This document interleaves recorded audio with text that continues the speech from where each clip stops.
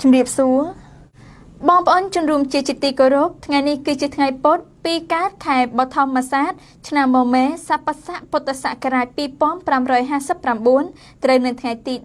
17ខែមិថុនាគ្រិស្តសករាជ2015នៅពេលនេះសូមអញ្ជើញបងប្អូនជនរួមជាតិតាមដានទស្សនាព័ត៌មានសង្ខេបនៅថ្ងៃនេះដូចតទៅលោកសំរងស៊ីថានឹងស្នើឲ្យលោកកម្មសិទ្ធិដីឆ្នេរឬក៏ពីមន្ត្រីមានអំណាចបើសិនឈ្នះឆ្នោតបើយោងតាមគេហទំព័រអាស៊ីសេរីបានចុះផ្សាយឲ្យដឹងថាមេដឹកនាំគណៈបកសង្គ្រោះជាតិមានគម្រោងស្នើឲ្យលុបចោលឬមកកភាពប្លង់កម្មសិទ្ធិគ្រប់គ្រងលើដីឆ្នេរសមុទ្រព្រែកឬដីកោះមួយចំនួនដែលក្រុមឈ្មួញមានទ្រព្យធនកាន់កាប់ដោយខុសច្បាប់